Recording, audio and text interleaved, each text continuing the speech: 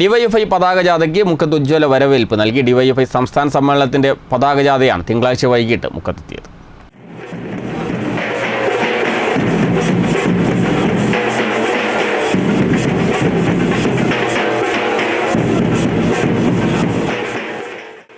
തൃശ്ശൂരിൽ നടക്കുന്ന ഡിവൈഎഫ്ഐ സംസ്ഥാന സമ്മേളന നഗരിയിലേക്കുള്ള പതാക ജാഥയ്ക്കാണ് മുക്കത്ത് ഉജ്ജ്വല വരവേൽപ്പ് നൽകിയത്.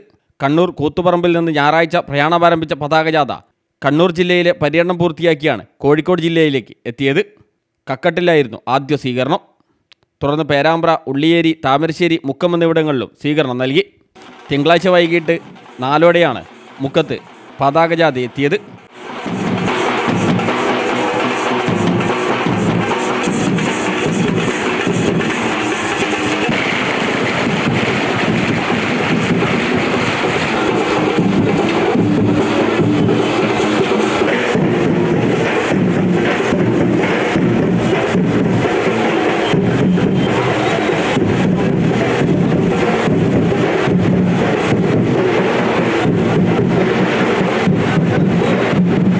ജാഥയ്ക്ക് നൽകിയ സ്വീകരണത്തിൽ ജാഥ മാനേജർ എം വിജിൻ MLA സംസാരിച്ചു.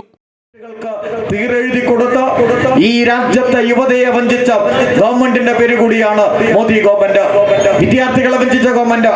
കോക്രോച്ച് ജനതാ പാർട്ടിയും ആ കോക്രോച്ച് ജനതാ പാർട്ടിയുടെ നേതൃത്വത്തിൽ SFI-യും DYFI-യും AISF-ഉം ഒക്കെ ചേർന്നുകൊണ്ട് രാജ്യ തലസ്ഥാനത്ത് നടത്തിയ ആ മഹാപ്രക്ഷോഭം, ആ പ്രക്ഷോഭത്തെ അടിച്ചമർത്താനല്ലേ മോദിയുടെ ഭരണകൂടം ശ്രമിച്ചത്. നിങ്ങൾ എല്ലാ ശ്രമങ്ങളും നടത്തിയപ്പോഴും അതിന് മുന്നിൽ ഭയപ്പെടാതെ മോദിയുടെ ഭരണകൂടത്തിനെതിരായി ഇന്ത്യൻ പാർലമെന്റിന് മുന്നിൽ, ജന്തർ മന്ദിറിൽ മാത്രമല്ല ഇന്ത്യൻ പാർലമെന്റിന്റെ കവാടത്തിന് മുന്നിൽ പോയി നരേന്ദ്രമോദിക്കെതിരെ മുദ്രാവാക്യം വിളിക്കാൻ ഈ രാജ്യത്തെ യുവതലമുറ തയ്യാറായി എന്നതുകൂടിയാണ് ആ പ്രക്ഷോഭത്തിന്റെ കരുത്ത്. ചടങ്ങിൽ KT ബിനു അധ്യക്ഷനായി.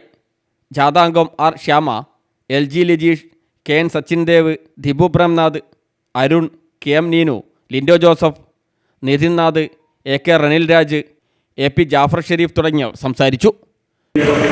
ജനാധിപത്യ Mahila association Thiruvambady area committee, DYFI Kunnamangalam block committee,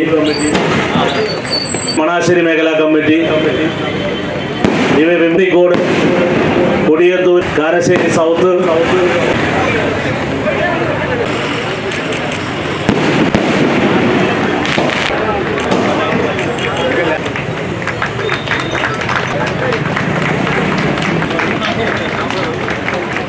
news bureau, Mukkam.